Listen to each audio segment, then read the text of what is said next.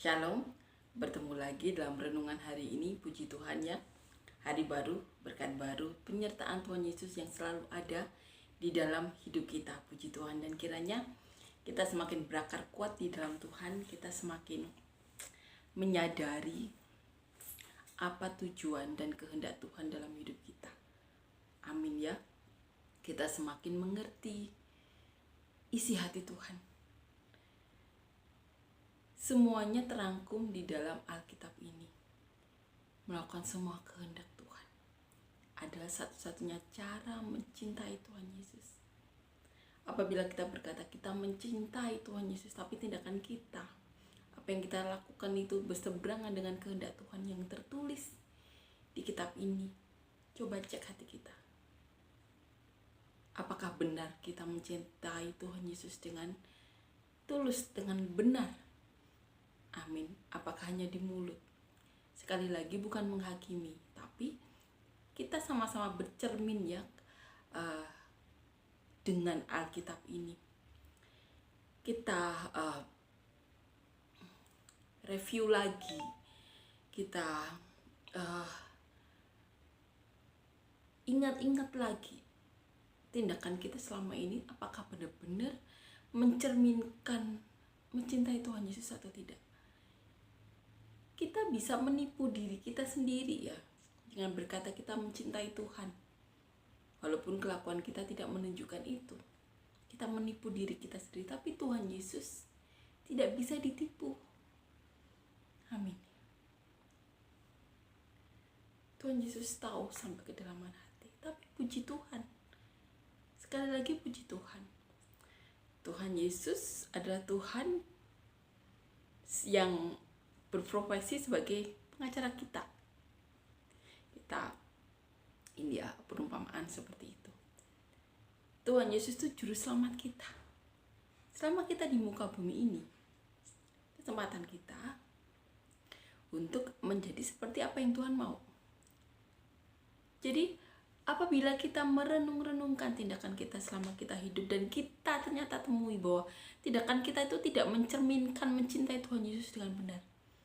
Kalau kita masih di dunia ini, ucap syukur. Kenapa? Masih terbentang luas kesempatan kita untuk bertobat dan berbalik kepada Tuhan Yesus. Kenapa? Bila sudah selesai waktu kita di muka bumi ini, kita mengembuskan nafas yang terakhir kita, sudah tertutup kesempatan kita untuk bertobat. Jadi apabila saat ini kita masih di dunia ini dan kita temukan kita melakukan dosa yang sangat besar sekali,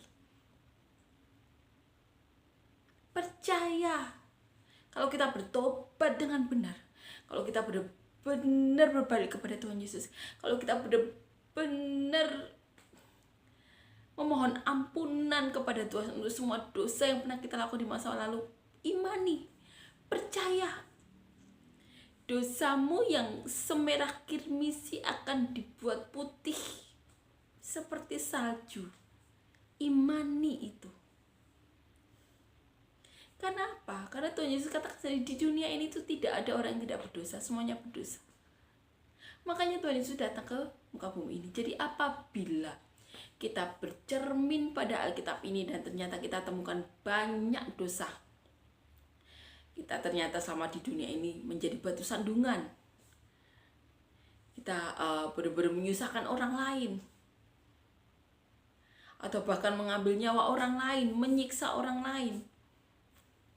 Kalau di hidup kita saat ini, saat kita bercermin di Alkitab ini dan kita ternyata menemukan dosa-dosa tersebut, mengucap syukurlah karena masih hidup. Karena apa? Itu kesempatan untuk bertobat, berbalik, bertobat kepada Tuhan. Karena tidak ada jalan lain.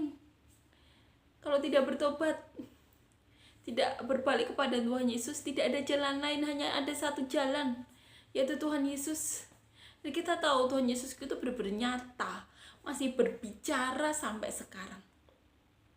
Jadi apabila kita masih hidup dan ternyata menemukan banyak dosa, kesempatan di dunia ini manfaatkan dengan baik. bertobat, berbalik kepada Tuhan Yesus. Jangan sampai saat kita mengembuskan nafas yang terakhir, kita melihat jasad kita dan kita menyesal, sudah tidak ada lagi kesempatan untuk bertobat. Apabila jiwa kita melihat roh kita tergeletak dan kita tidak bisa kembali ke raga kita, sudah tertutup kesempatan untuk bertobat. Jadi apabila kita merenungkan hidup kita selama ini, kita bercermin pada Alkitab ini dan ternyata kita melakukan banyak dosa, kesempatan untuk bertobat. Jadi bertobatlah, karena tidak ada jalan lain selain Tuhan Yesus. Bertobatlah, karena hanya ada satu tujuan kita ke surga, tidak ada yang lain. Jangan sia-siakan kesempatan kita di hidup di dunia ini. Jangan saat kita melakukan kesalahan dan kita merasa tidak dimaafkan, kemudian kita menghabisi nyawa kita sendiri. Itu tindakan yang benar-benar menyusahkan diri kita sendiri. Karena Tuhan Yesus berkata kepada Yudas akan menyesal pernah dilahirkan. Jadi saat di dunia ini kesempatan untuk bertobat, berbalik kepada Tuhan. Dan apabila kita diberi kesempatan di hidup dunia ini, mari kita saling membantu, saling menolong, saling mendukung untuk satu tujuan yang sama, yaitu ke surga. Kiranya kita tidak saling menghakimi tapi menyelamatkan. Kita saling memberkati untuk menguatkan. Karena itu yang dimau Tuhan Yesus. Amin ya. Kalau kita diberi talenta untuk bisa menguatkan orang lain, kuatkan. Pakai talenta itu. Berikan kesempatan orang-orang untuk bertobat, berbalik kepada Tuhan. Amin ya. Dan biarlah nama Tuhan yang dipermuliakan di muka bumi ini. Agar apa? Agar Roh Kudus memenuhi muka bumi ini. Agar banyak orang yang diurapi Roh Kudus bisa menjadi saluran berkat bagi orang lain, sehingga penderitaan itu semakin menipis di dunia ini. Kalau Tuhan dipermuliakan di muka bumi ini, Roh Kudus yang menguasai dunia, banyak orang yang akan diberkati. Kalau kita tidak memuliakan Tuhan, Lucifer semakin berkuasa, penderitaan yang akan menguasai bumi. Jadi muliakanlah Tuhan dengan apa yang kita punya. Kalau kita punya talenta, muliakan Tuhan. Kalau kita punya harta, muliakan Tuhan. Kalau kita punya kesempatan untuk memuliakan Tuhan di mana saja, muliakan Tuhan. Karena apa? Karena apabila Tuhan dipermuliakan, Roh Kudus yang akan memenuhi muka bumi ini, dan apabila Roh Kudus yang menguasai muka bumi ini, maka damai sejahtera, kasih karunia yang akan melingkupi muka bumi ini. Amin ya. Dan biarlah kita semakin dikuatkan untuk bisa menguatkan. Biarlah kita diberkati untuk memberkati. Biarlah kita benar-benar tahu tujuan kita. Satu tujuan yang sama, yaitu amin ya. Amin. Kita akan nyanyikan lagu yang pertama.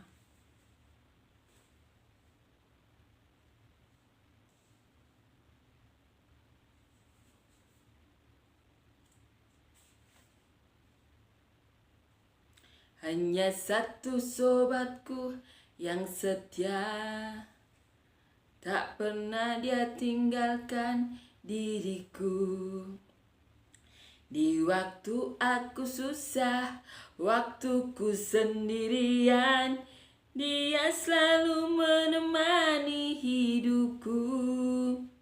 Namanya Yesus, namanya Yesus, nama Yesus yang menghibur hatiku. Namanya Yesus, namanya Yesus, nama Yesus yang menghibur hatiku. Amin ya. Puji Tuhan, amin. Kita akan lanjutkan membaca dan merenungkan ayat firman Tuhan di kitab Korintus ya.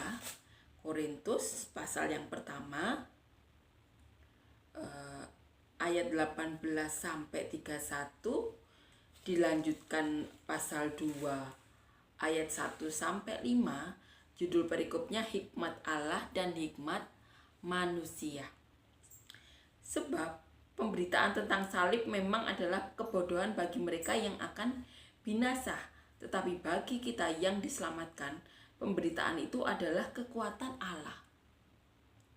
Karena ada tertulis, aku akan membinasakan hikmat orang-orang berhikmat, dan kearifan orang-orang bijak akan kulenyapkan.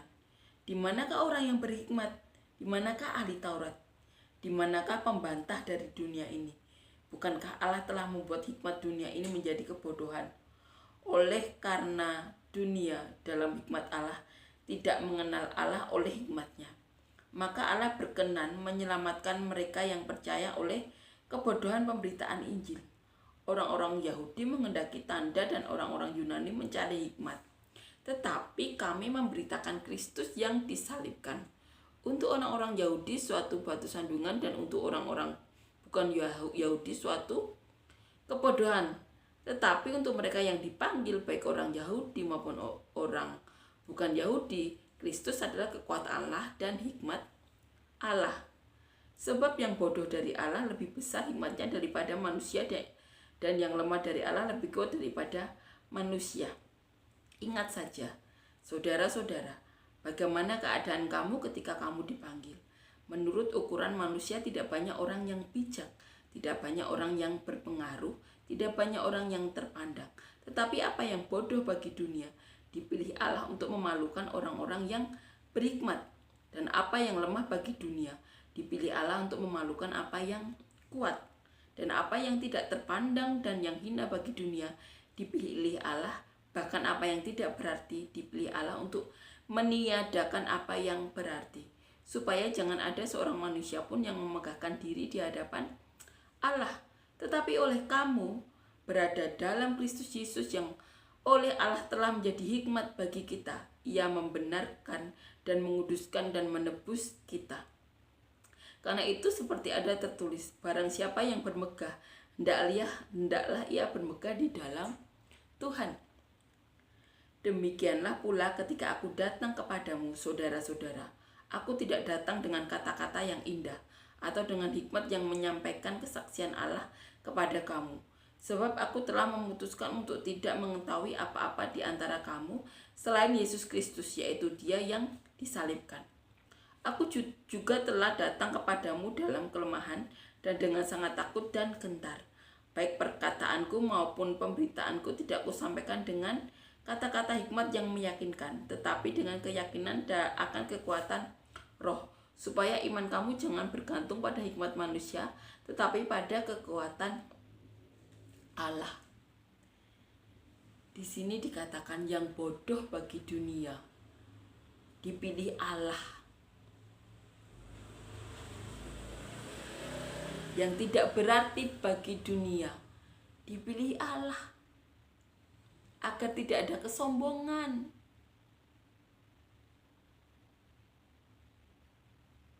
Dikatakan di ayat 29, supaya jangan ada seorang manusia pun yang memegahkan diri di hadapan Allah. Kesombongan adalah suatu kenajisan di hadapan Allah. Bahkan Allah memilih orang yang tidak berarti bagi dunia, dipilih Allah. Orang yang bodoh menurut dunia dipilih Allah. Yang tidak terpandang, yang hina di hadapan dunia dipilih Allah.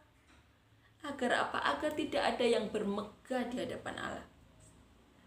Karena kesombongan itu kenajisan di mata Allah. Amin ya. Kiranya kita selama di dunia ini mengerti isi hati Tuhan. Agar di dunia yang sementara ini kita melakukan apa yang menjadi kehendak Tuhan. Kita gandakan talenta kita untuk menjadi saluran berkat. Bukan untuk kesombongan, karena kita tahu kesombongan di mata Allah adalah kenajisan, hal yang tidak disuka Allah.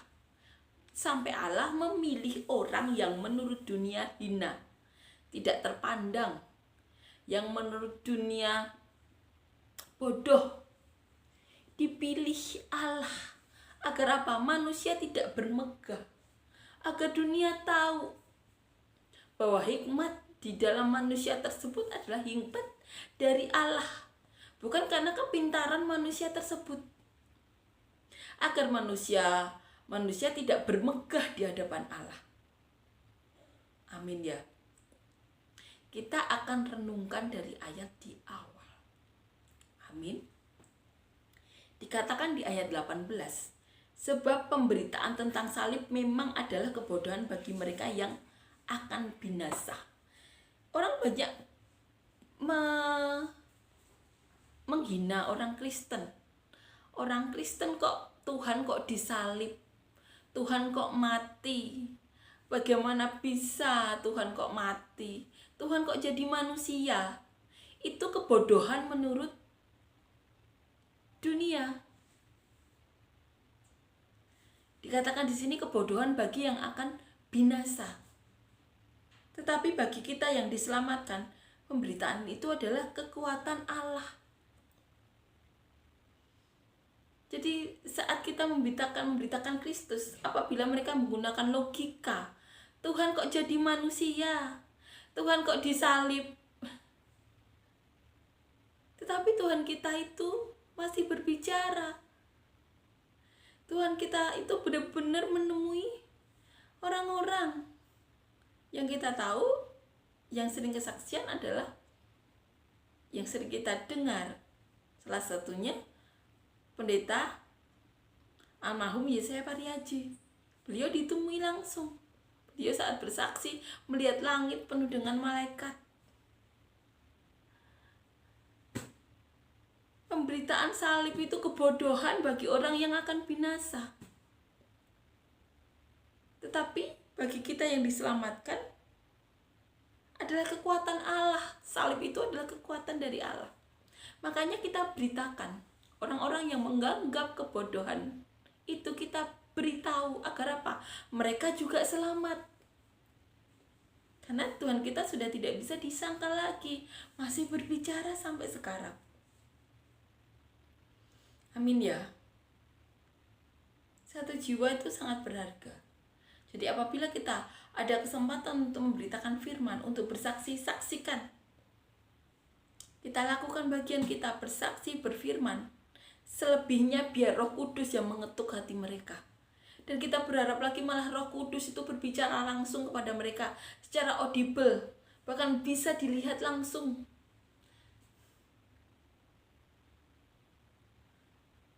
Amin ya. Biarkan mereka bersaksi seperti almarhum pendeta Yesaya Pariaji. Beliau bersaksi di antara keluarga beliau, orang-orang yang beliau kenal, bahkan sampai membuat gereja yang besar untuk orang-orang tahu bahwa Tuhan itu senyata itu, masih berbicara. Amin ya. Seperti Saulus yang kemudian berganti nama menjadi Paulus, dulu menganggap salib adalah kebodohan. Bukan menganggap saja, bahkan sampai menyiksa, membunuh, mengizinkan Stefanus dibunuh, mengejar orang-orang Kristen, disiksa agar apa? Orang-orang Kristen saat itu biar menyangkal iman mereka kepada Yesus Kristus dari Nazaret. Tetapi saat Tuhan turun tangan, orang yang menganggap bodoh salib tersebut kemudian dipakai Tuhan luar biasa, jangkau sampai banyak bangsa. Amin ya. Amin. Pemberitaan tentang salib adalah kekuatan Allah bagi kita. Amin. Karena ada tertulis, aku akan membinasakan hikmat orang-orang berhikmat, dan kearifan orang-orang bijak akan kulenyapkan. Dikatakan di sini, Aku akan membinasakan hikmat orang-orang berhikmat, dan kearifan orang-orang bijak akan kulenyapkan. Tuhan tidak suka orang-orang sombong. Sampai ini dikatakan mau melenyapkan hikmat-hikmat.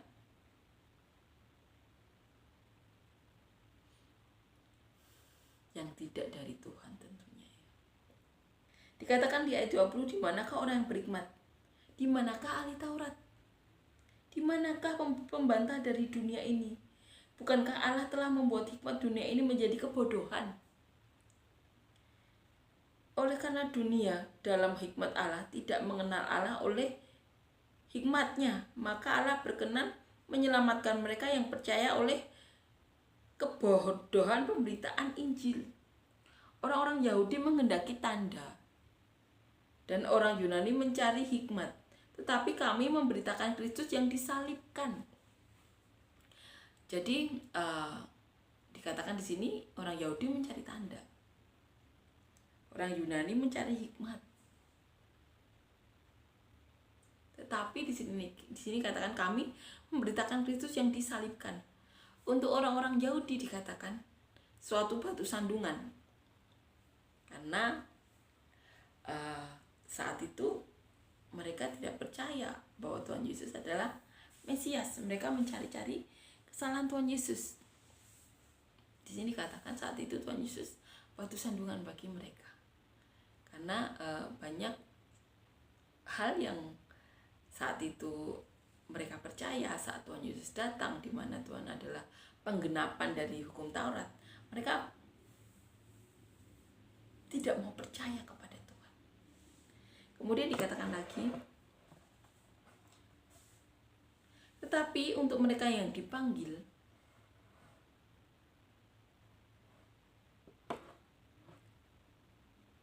baik orang Yahudi maupun orang bukan Yahudi, Kristus adalah kekuatan Allah dan hikmat Allah. Di sini katakan, baik yang dipanggil ya, baik orang Yahudi atau bukan orang Yahudi, Kristus adalah kekuatan Allah dan hikmat Allah.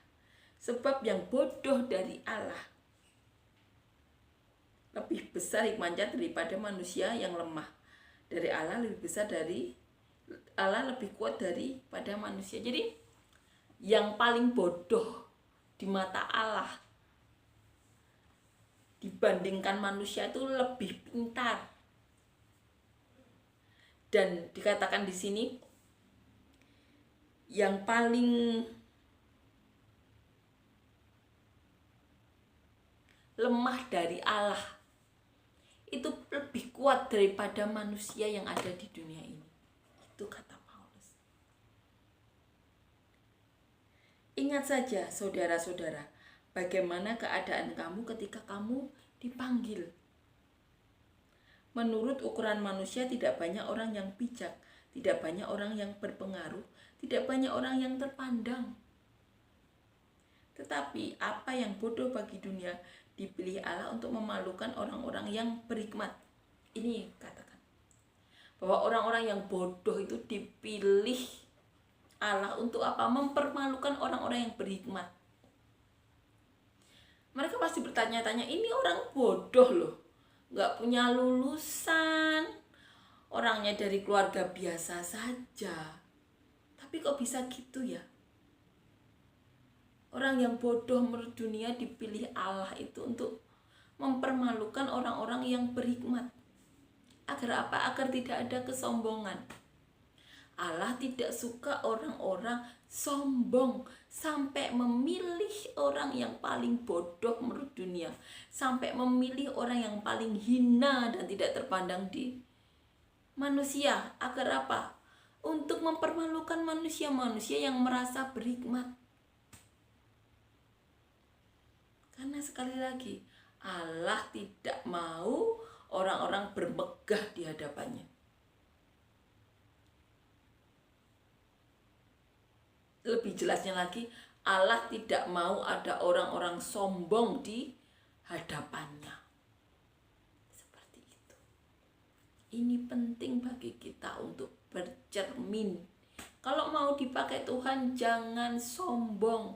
Karena Tuhan sampai memilih orang yang menurut dunia bodoh untuk mempermalukan orang-orang berhikmat, sampai memilih orang yang paling hina dan tidak terpandang untuk memalukan orang-orang yang berhikmat,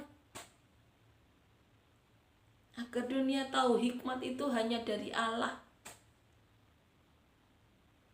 Amin ya. Kita akan lanjutkan.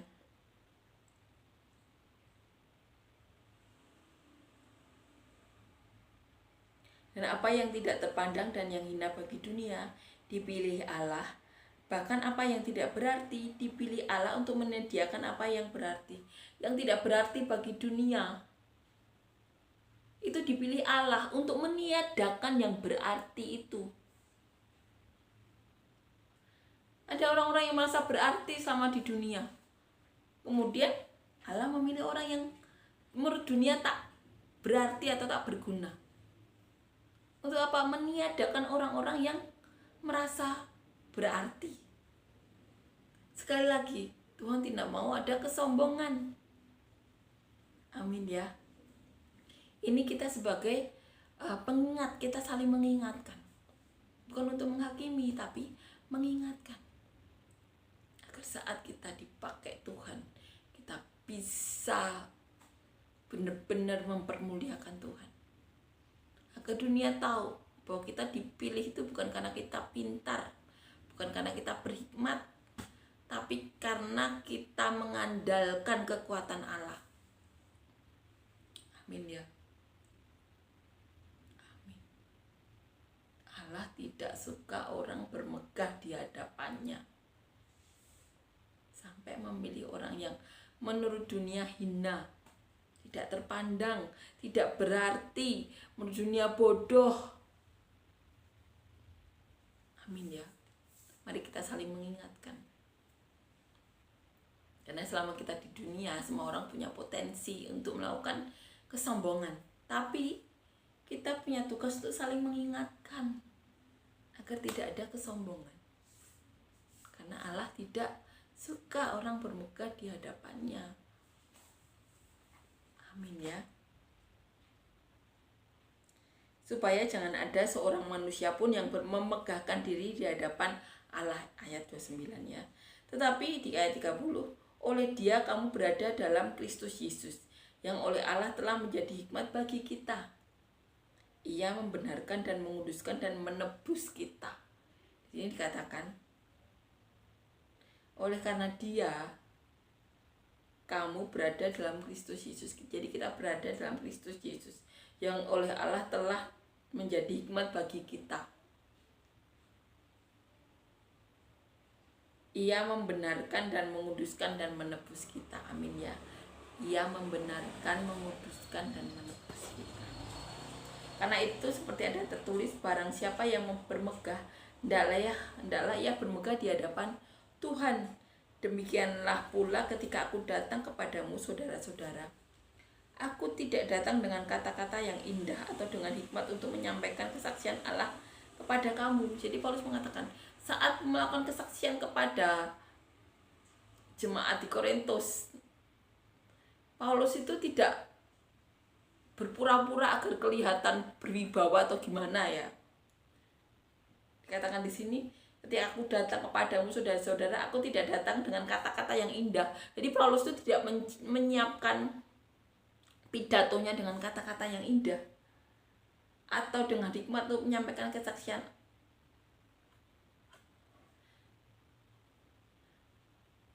Allah kepada kamu, tetapi sebab di ayat 2, aku telah memutuskan untuk tidak mengetahui apa-apa di antara kamu selain Yesus Kristus, yaitu Dia yang disalibkan. Aku juga telah datang kepadamu dalam kelemahan dan dengan sangat takut dan gentar. Jadi Paulus mengatakan, aku juga telah datang kepadamu dalam kelemahan dan dengan sangat takut dan gentar. Baik perkataanku maupun pemberitaanku tidak kusampaikan dengan kata-kata hikmat yang meyakinkan, tetapi dengan keyakinan akan kekuatan roh, supaya iman kamu jangan bergantung pada hikmat manusia, tetapi pada kekuatan Allah. Jadi Paulus mengatakan, saat pada awalnya ya, Paulus datang ke Korintus itu dengan perasaan gentar, takut. Dikatakan di ayat 3, aku juga telah datang kepadamu dalam kelemahan dan dengan sangat takut dan gentar. Bayangkan, Paulus tuh dikejar-kejar saat masih bersama Barnabas ya. Paulus itu sampai dirajam. Jadi Paulus sampai mengatakan saat pertama kali datang itu dengan gentar, dengan takut. Karena saat itu belum ada orang yang mengenal Tuhan Yesus. Dan Paulus harus bersaksi. Paulus tidak menyampaikan kata-kata dengan pidato seperti itu. Paulus mengatakan apa yang ada di kepalanya.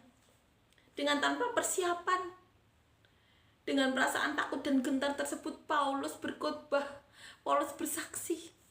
Paulus bergantung benar-benar kepada Roh Allah. Bukan kepada perkataannya yang disiapkan dengan pidato, tidak. Seseorang yang datang dengan takut, gentar itu tersebut bergantung kepada Roh Allah.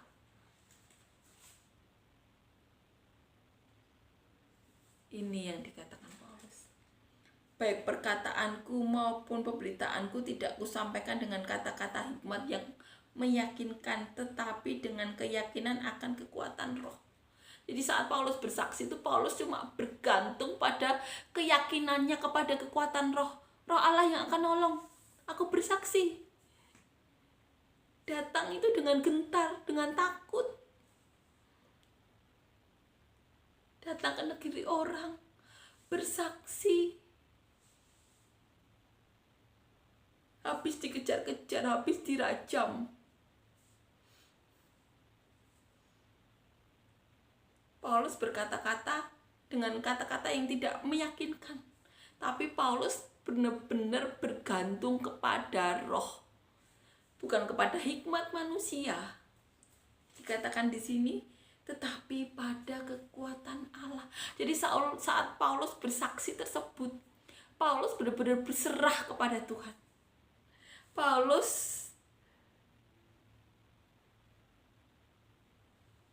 memiliki keyakinan akan kekuatan Roh. Jadi saat bersaksi tersebut, Paulus benar-benar bergantung kepada Roh Allah tersebut. Apapun yang diucapkan Paulus itu benar-benar diserahkan kepada Roh. Salah berbicara, nyawa taruhannya. Tetapi Paulus tahu tugasnya. Dan karena keyakinan Paulus kepada kekuatan Roh ini, kita mengenal Tuhan Yesus. Seseorang yang bahkan tidak menyiapkan pidato tersebut ini, yang datang dengan takut, dengan gentar, tetapi berserah kepada keyakinan kepada Roh. Karena kalau salah bertindak, salah ngomong, nyawa taruhannya. Dan karena seorang Paulus dan para murid dan para rasul lainnya ini, puji Tuhan, dunia sudah mengenal Tuhan Yesus. Dan karena orang yang takut dan gentar ini yang datang ke negeri orang hanya bergantung kepada kekuatan Roh, tidak menyiapkan pidato. Datang dengan takut dan gentar ini hanya bergantung pada keyakinan Roh. Salah bertindak, salah ngomong, nyawa taruhannya. Tetapi karena Paulus ini yang awalnya takut dan gentar, kita mengenal Tuhan Yesus. Dan buahnya Tuhan Yesus masih berbicara. Salah satunya kepada saya. 16 tahun yang lalu melalui almarhum pendeta Yesaya Pariaji dari Gereja Tiberias, Indonesia, Pastor Samson Dabas dari Nigeria, pendeta Yosef dari India. Karena keyakinan Paulus ini kepada Roh, kita bisa membaca tulisan-tulisan Paulus. Bagaimana Paulus menceritakan kisahnya. Dan kita percaya setiap perkataan ini dibimbing oleh kekuatan Roh Kudus. Karena kita tahu saat gereja mula-mula, semua kelimpahan Roh Kudus para murid dan para rasul. Dan kiranya kita juga mencontoh apa yang dilakukan oleh Paulus ini. Kita bertindak itu bergantung atau kita yakin kepada Roh Kudus.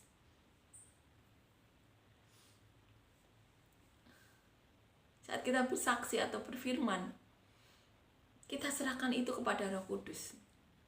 Sehingga setiap orang yang mendengar itu terketuk hatinya. Mereka sadar bahwa Tuhan Yesus itu benar-benar senyata itu. Dan kita berharap dan berdoa, mereka bahkan bisa berbicara kepada Roh Kudus atau Tuhan Yesus sendiri. Akan mereka bisa bersaksi, bisa memberkati keluarga mereka, bisa menyelamatkan keluarga mereka.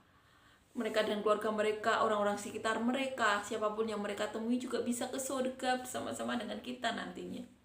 Itu harapan kita, doa kita, seperti yang menjadi harapan para rasul dan para murid Tuhan Yesus 2000 tahun yang lalu. Amin ya. Kiranya kita bisa saling menguatkan, saling mendukung, saling mensupport untuk satu tujuan yang sama, ke surga. Dan biarlah kita mempunyai keyakinan kepada Roh Kudus. Hikmat-hikmat Roh Kudus mengalir dalam hidup kita. Amin ya. Amin. Kita akan nyanyikan lagu yang kedua.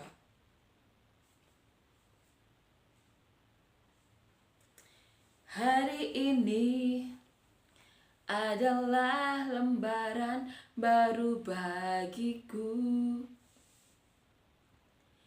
Ku di sini karena Kau yang memilihku. Tak pernah ku ragu akan cintamu. Inilah diriku dengan melodi untukmu. Dan bila aku berdiri tegar sampai hari ini, bukan karena kuat dan hebatku, semua karena Yesus, semua karena Yesus. Tak mampu diriku dan dapat berdiri tegar.